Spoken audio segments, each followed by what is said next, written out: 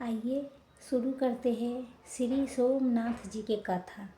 जब प्रजापति दक्ष ने अपने 27 पुत्री के विवाह चंद्रमा के साथ किया था तो वो भी बहुत प्रसन्न हुए थे। पत्नी के रूप में दक्ष कन्या के प्राप्त कर बहुत शोभित हुए। दक्ष कन्या भी अपने स्वामी के रूप में चंद्रमा के प्राप्त करके सभी कन्या भी ये विवाह से अत्यंत प्रसन्न हुए थे। चंद्रमा के 27 पत्नियों में रोहिणी उसके सबसे ज़्यादा प्रिय थी, जिनके वो विशेष आदर तथा प्रेम करते थे। उनका इतना प्रेम अन्य पत्नी से नहीं था। चंद्रमा के अपने तरफ उदासी देख के अलावा रोहिणी के अलावा बाकी पुत्री बहुत दुखी होने लगी थी। सभी अपने पिता दक्ष के शरण में गए और उनसे अपने कष्ट के वर्ण किया था। अपने पुत्री के व्यथा चंद्रमा के दुर्व्यवहार के सुन के दक्ष बहुत दुखी हुआ। उन्होंने चंद्रमा से भेंट की। अब शांतिपूर्वक कहा, हे कलानिधि, तुमने निर्बल पवित्र कुल में जन्म लिया है, फिर भी तुम अपने पत्नी के साथ भेदभावपूर्ण व्यवहार करते हो। तुम्हारा आश्रम में रहने वाले जितना स्त्रियां हैं उनके प्रति तुम्हारे मन में प्रेम कम अधिक है। ऐसा सौतेला व्यवहार क्यों कला दीदी करती हो? किसी के अधिक प्रेम करते हो, किसी के कम प्रेम करते हो, ऐसा क्यों करते हो? तब तक जो व्यवहार किए हैं वो ठीक नहीं है, फिर भी आगे ऐसा व्यवहार तुम्हें नहीं करना चाहिए। जो व्यक्ति आत्मा जानने के साथ सभ्यता व्यवहार करता है, अच्छा व्यवहार करता है, नरक में जाना पड़ता, गलत व्यवहार करता है। प्रजापति ने दक्ष ने अपने दामाद चंद्रमा को चंद्रोदय को ऐसा समझाया, चंद्रमा में सुधार आ जाए ऐसा सोचा। प्रजापति दक्ष वापस लौट गए। इतना समझाने पर भी चंद्रमा ने अपने ससुर के प्रजापति के दक्ष के बात नहीं मानी। रोहिणी के प्रति अति प्रेम अस्थिर के कारण उन्होंने अपने कर्तव्य की अवहेलना की तथा अपने अन्य पत्नियों के कुछ भी ख्याल नहीं रखा। उन सभी से उदासी रहने लगा। दोबारा समाचार प्राप्त करके प्रजापति दक्ष ने बहुत दुखी हुआ। अब दक्ष के पुत्रियों ने दोबारा से अपने पिता से शिकायत की। पुनः चंद्रमा के पास आके उन उत्तम नेवी के समझाने लगा। दक्ष ने चंद्रमा के अन्याय बर्ताव करने की प्रार्थना की। बार बार आग्रह करने पर भी चंद्रमा हिलना पूछ जब तक के इज्जत की बात नहीं माना तभी नहीं उन्हें चंद्रमा का श्राप दे दिया। दक्ष ने कहा, आग्रह पर भी तुमने मेरी बात नहीं मानी, मेरे अन्याय किए हैं, इसीलिए तुम्हें तत्पश्चात क्षय रोग हो जाएगा। श्राप देने के साथ क्षण भर में चंद्रमा क्षय रोग से ग्रसित हो गया। उनके क्षीण होते ही सर्वत्र हाहाकार मच गया। सभी देव ऋषि मुनि चिंतित हो गए। चंद्रमा ने अपने देवता के बताया व्यथा। इधर देवा तथा ऋषि गणों के सबके ब्रह्मा जी के शरण में गए। ब्रह्मा जी ने उसे कहा, जो घटना हो गई है उसके भुगतना ही है, क्योंकि दक्ष के निश्चय के पलटा नहीं जा सकता। उसके बाद ब्रह्मा जी ने देवता को एक उत्तम उपाय बताया। उन्हें कहा, हे चंद्रमा, तुम देवता के साथ कल्याणकारी प्रसाद क्षेत्र में चली जाओ और वहाँ विधि पूर्वक से प्रत्येक यंत्र के अनुसार पूजा पाठ करना। श्रद्धा से भगवान शिव के आराधना करो। अपने सामने पार्थिव शिवलिंग की पूजा करो। कठिन तपस्या करो। तुम्हारे आराधना तपस्या से भगवान भोलेनाथ प्रसन्न हो जाएंगे तो तुम्हें क्षय मुक्त कर देंगे। पितामह ब्रह्मा जी की आज्ञा से शिव का स्वीकार करके देवता ऋषियों के साथ चंद्रमा देव मंदिर सहित पर्वत क्षेत्र में पहुंच गए, जहां चंद्रदेव ने महामंत्र के जाप करने लगा। शिव शंकर की पूजा पाठ करना वंदना करना लगा।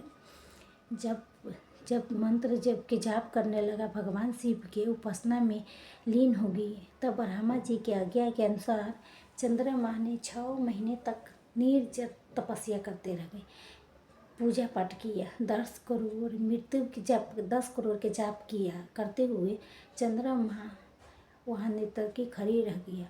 उसके तपस्या से भगवान शिव परम खुश हो गया। चंद्रमा से कहा, हे चंद्रदेव, तुम्हारा कल्याण हो। तुम जिसके लिए कठोर तप कर रहे हो वो अभी अभिलाषा को बताओ, तुम्हारा इच्छा के अनुसार तुम्हें उत्तर प्रदान करूँगा। चंद्रमा ने प्रार्थना करते हुए वीरपूर्वक कहा, देवेश्वर आप मेरे सब अपराधों के क्षमा कर दो, मेरे शरीर के क्षय रोग को दूर कर दो। भगवान शिव ने तपस्या करके चंद्रदेव से वर मांगने के लिए कहा। इस प्रकार चंद्रदेव ने वर मांगा, हे भगवान आप मुझे इस शराब से मुक्त करा दीजिए, अब मेरे साथ सारे अपराध क्षमा कर दीजिए। किंतु इस अपराध के पूरा समाप्त करना भगवान शिव के लिए संभव नहीं था, अतः मद के मार्ग ही काला गया। चंद्रदेव तुम्हारा कला प्रत्येक दिन एक पक्ष में क्षीण होती जाएगी और दूसरे पक्ष में प्रत्येक दिन निरंतर बढ़ती जाएगी। इस प्रकार स्वस्थ लोक सामान के योग्य हो जाओगे। भगवान शिव की कृपा से प्रसाद करके चंद्र के प्रसाद खा के खुश हो गया।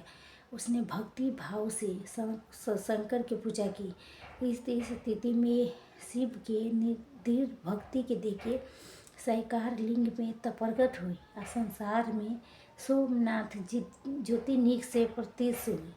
प्रेम से बोलिए भगवान सोमनाथ की जय हो। ओम नमः शिवाय। तो देखिए दोस्तों, आप आइए सुनाने जा रही हूँ महाशिवरात्रि के पूर्ण कथा। जब एक प्रणाम करके पूछने लगती है, हे महेश्वरी व्यास जी, आज मैं आपके पास महाशिवरात्रि के महान सुनने के उद्देश्य में आई हूँ। आपसे अनुरोध है कि आप हमें महाशिवरात्रि के महात्मा सुनाइए, कथा सुनाइए। फिर महर्षि ने व्यास जी कहते हैं, हे ऋषियों आप सभी के स्वागत है। आज आपने संसार के कल्याण के उद्देश्य से उत्तम महात्मा के सुनने की इच्छा प्रकट की है। इस कथा के सुनने मात्र ही से कोटि कोटि बाघ भस्म हो जाती है। इस कथा के श्रवण करने वाले कभी दरिद्र नहीं रहता है, उसके समस्त मनोकामना पूर्ण हो जाती है। वेद व्यास जी कहती है, हे ऋषियों इस विषय में एक भील रिया सुनाता हूँ। एक जंगल में गुरु दुरु नाम के एक शिकारी रहता था। उसका एक बड़ा परिवार था। बलवान निर्दयी गुरु अति गतिविधि में लिप्त था। प्रत्येक दिन में जंगल जाता था, हिरणों के शिकार करता था। वहाँ जंगल में तरह तरह की चोरियाँ भी करने लगा। बचपन से कोई शुभ कार्य नहीं किया था। इस प्रकार से दुष्ट ने वन में बहुत समय बिताया। एक बार शिवरात्रि के दिन था। विशाल वन में रहने वाले दुष्ट शिकारियों के ये बात पता नहीं थी। इस सब अवसर पर भूख से व्याकुल उसके माता पिता पत्नी ने अनुरोध किया था, हे वनवासी हमें भोजन दो। इस प्रकार से याचना करने पर वो बिल जरूर तुरंत अपना धनुष निकाल के शिकार करने के लिए चला गया। उस दिन भर शिकार कर खोज की, लेकिन न कोई हिरन देखा न कोई खरगोश देखा। वो दिन भर हाथ जोड़ के कोई न खरगोश मिला। दिन भर धनुष लेके पूरा गांव घूमता रहा जंगल में। जब सूर्यास्त हो गया तब भी उसके आज तक कोई शिकार नहीं मिला वन में। तो जो बच्चे हैं घर में तथा मेरा माता पिता जो भूख से व्याकुल है हो के मेरी राह देख रहे हैं, उनका क्या होगा, उनका क्या दशा होगी। अतः मेरे कुछ न कुछ भोजन लेके घर लौटना चाहिए। अंत न तो नहीं, इतना सोच के वो घूमते घूमते वन के भीतर एक जलाशय के पास गए। वो जलाशय के समय खड़ा होकर सोचने लगा, कोई न कोई प्राणी पानी पीने के लिए इस तालाब के पास अवश्य आएगा, उसी के मार के घर ले जाऊंगी। ऐसा निश्चय करके लोटे में जल भर के तालाब के निकट बेल के पेड़ पर चढ़ गया और उसी पर बैठ के राह देखने लगा। उसके मन में यही चिंता था, कब कोई प्राणी इस पानी के लिए लाएगा और कब मैं उसके मारूंगा। अपने शिकार की प्रतीक्षा करते हुए भूख प्यास से पीड़ित हो उसी पेड़ पर बैठा रह गया। रात्रि के पहले पहर में उस स्थान पर एक हिरनी आई जो अकचती होके जोर जोर से चौकड़ी भर रही थी। उस हिरनी को तालाब के पास आया देख भील को बहुत आनंद आया। उसका तुरंत हिरनी के मारने के लिए अपना धनुष निकाल लिया। ऐसा करते ही हुए उसके हाथ के धक्के से पास में लोटे से थोड़ा सा जल कुछ बेल पत्र नीचे गिर पड़े हैं। वो बेल वो बेल के नीचे एक शिवली था। वो बेल पत्र जल शिवली के ऊपर गिर गई। जल बेल पत्र से शिवली पर गिरने से उसके बिल के पहले के पहर के पूजा समाप्त हो गया। जिससे अनजाने में भी पूजा हुआ था संभल तो उसके पाप तत्काल नष्ट हो गया। पेड़ पर कुछ खटखटाहट के आवाज़ से वो हिरनी सतर्क हो गया और उसने ऊपर देखा। पेड़ पर एक भील अपने हाथ में तीर कमान लेके बैठा हुआ था। वो भील को निशाना लगाते हुए देखते ही हिरनी वहाँ से व्याकुल हो गया और वो भील से बोली, हे व्याध, रुक जाओ, कृपा करके मेरा शिकार मत करो।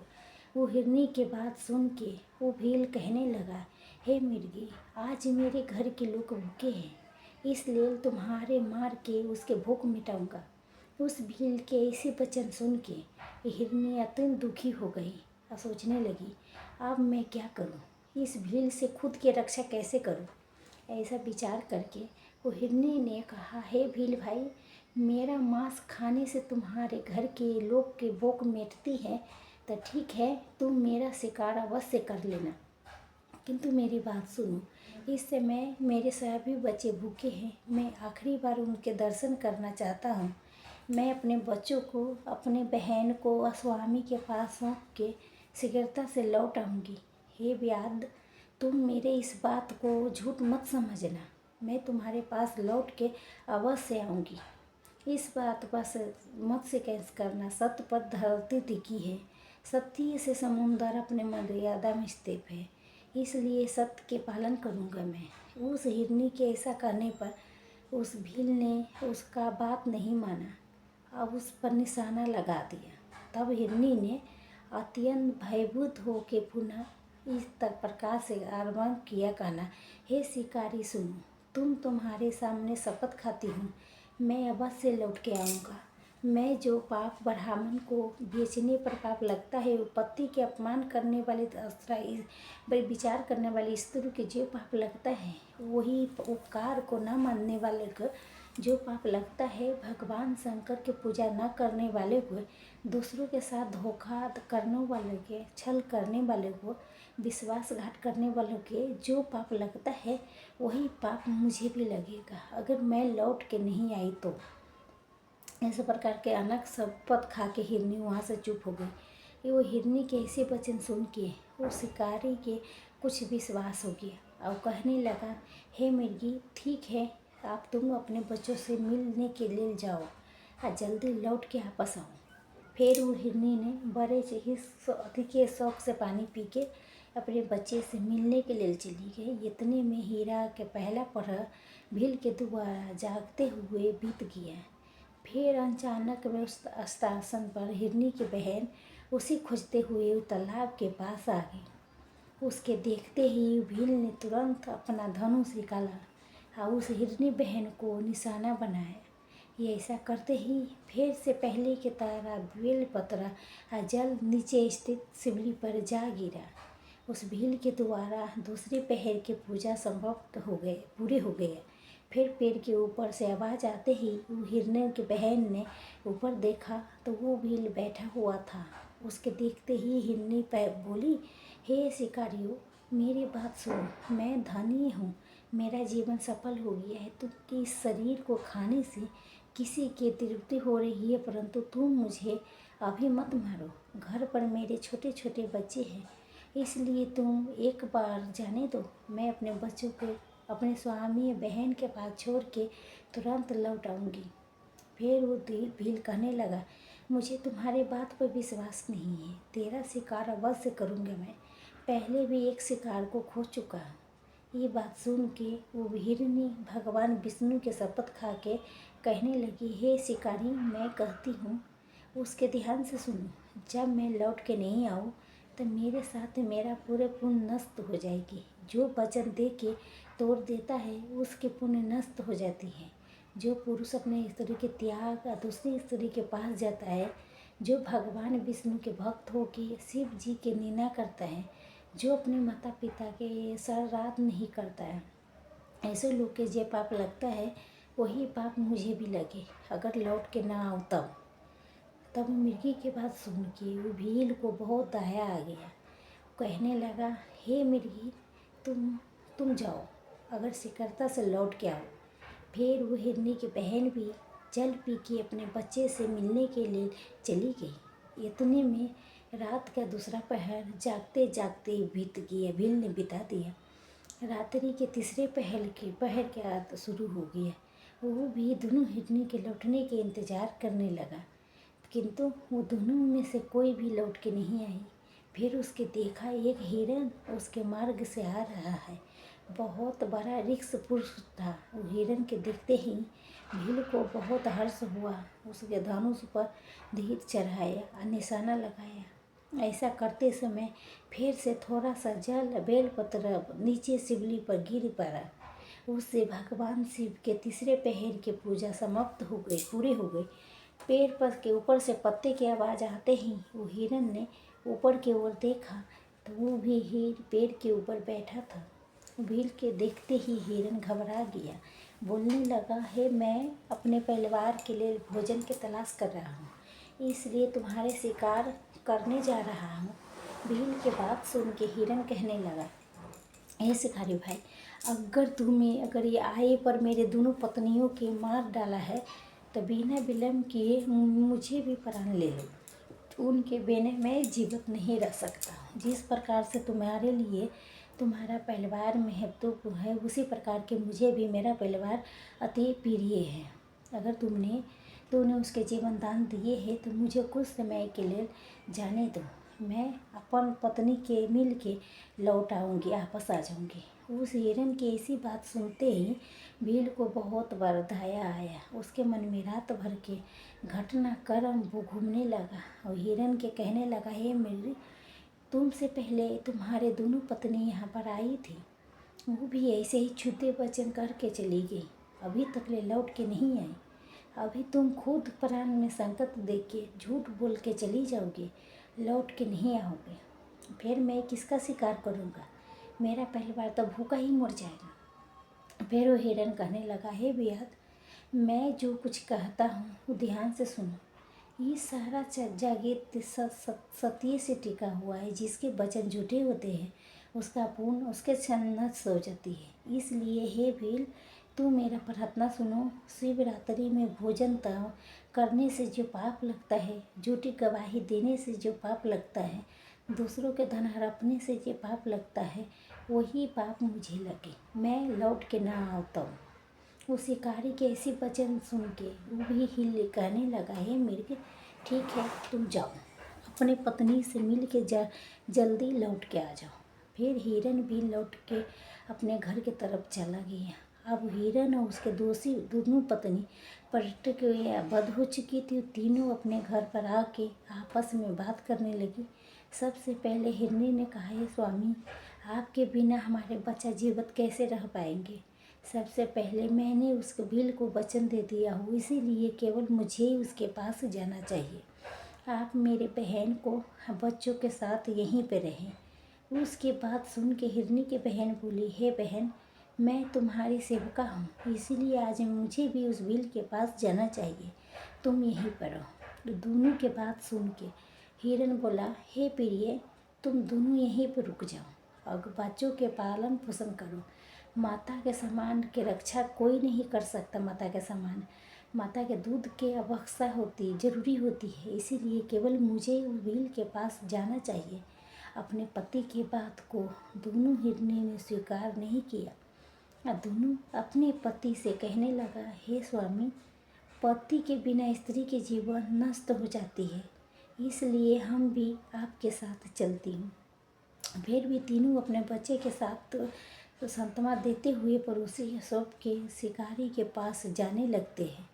उन्हें जाते देख के उसके बच्चे भी उसके पीछे पीछे जाने लगा।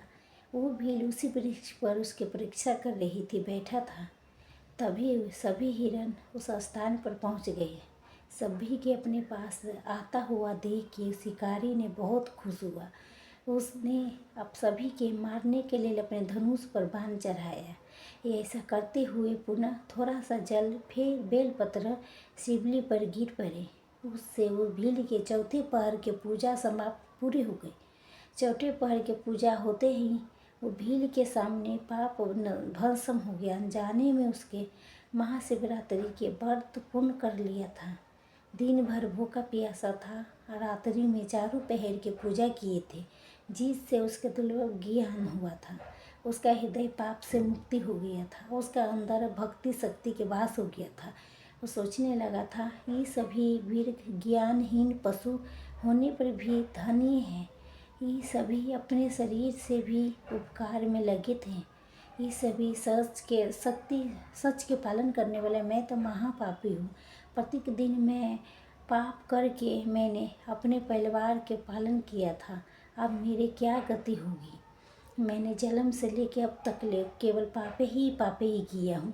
मेरे जीवन में अधिकार है। इतना सोच के भील ने अपने बाण के रोक लिया और कहने लगा, हे शीर्ष, मैं तुम्हारे शक्तिवान से बहुत खुश हूँ, इसीलिए आप तुम्हारे शिकार नहीं करूँगा।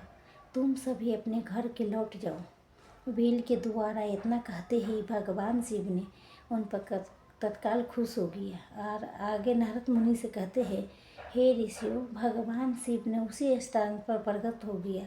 बहुत प्रेम से भील से कहा था, हे भील, मैं तुम्हारे व्रत से खुश हूँ। अगर तुम कोई वर मांग लो। अपने सामने भगवान शिव के देख के भील के हाथ से धनुष गिर पड़ा और भगवान शिव को बारंबार प्रणाम करने लगा और कहने लगा, हे प्रभु, मैं आपका दर्शन से धन्य हो गई हूँ, मुझे कुछ भी नहीं चाहिए। भगवान शिव भील के कहने लगा, हे शिकारी, आज से तुम श्री जाके निवास करो, दिव्य भोग के उपहार करो, तुम्हारे वंश की वृद्धि होगी, सभी देवता तुम्हारे प्रसन्नता करेगा। एक दिन भगवान श्री राम तुम्हारे घर पर आएंगे और तुमसे मित्रता दोस्ती करेगा। तुम उसकी सेवा करके दुर्लभ उसके प्राप्त करोगे। उसी से मैं पूरे मृद भगवान शिव के दर्शन करके मिट उन्हीं से लू अति हो जाएगी। दीप धारण करके मेहमान पर बैठ के दिव्य लोक के चली जाएगी। शिवरात्रि सबसे उत्तम व्रत है। जो जी भर शिवरात्रि में महादेव की पूजा भक्ति भाव से नहीं करता, वो हजारों वर्ष तक जन्म चक्रों में घूमता रहता है, बार बार जन्म लेता है, बार बार मरता है।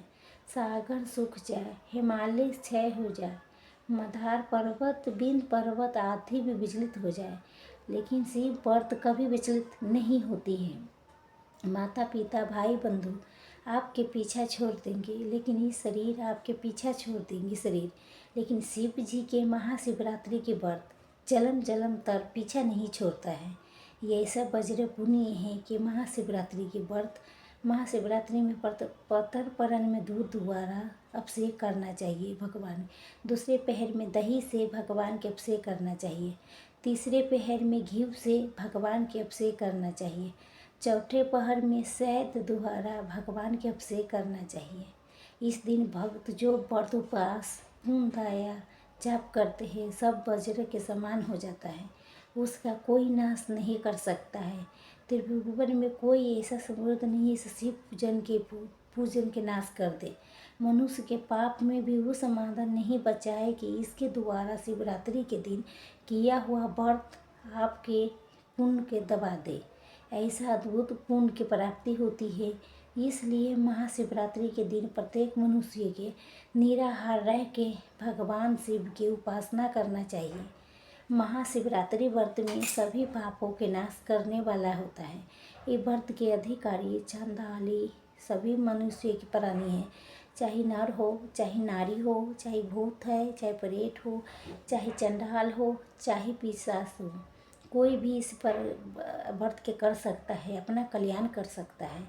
शिव जी ने सबसे पहले माता पार्वती के महाशिवरात्रि के बारे में बताया था।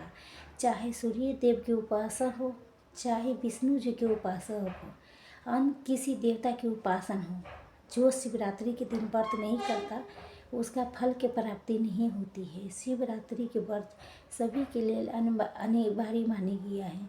ये कल्याण करने वाली रात्रि है, ये महाशिवरात्रि है। इसीलिए प्रत्येक मनुष्य के महाशिवरात्रि के व्रत पूर्ण निष्ठा के साथ करना चाहिए। व्रत कथा को श्रवण करके पुण्य अर्जित करना चाहिए। तो प्रिय भक्तों, दोस्तों, महाशिवरात्रि की एक कथा थी। ओम नमः शिवाय, नमः पार्वती पते, हरे हरे महादेव। भगवान भोलेनाथ शिव जी इतने भोले दयालु हैं। वो अपने भक्तों के साधारण भक्ति से भी प्रसन्न हो जाती है और उन्हें वरदान देती है। देवों में से सब एक देव है, महिमा अनंत अग्रम पार है। शिव जी की उपासना से भक्तों की अपार शक्ति, शांति, मोक्ष की प्राप्ति होती है। जो भोलेनाथ के सच्चे मन से श्रवण करते हैं, उसके कथा के प्रेम पूर्वक सुनता है, उनके सभी बाधाएं दूर हो जाती हैं। वो अपने भक्तों के संस्कारिक से मुक्ति प्रदान करती है, मोक्ष के मार्ग पर ले जाती है। आइए महाशिवरात्रि के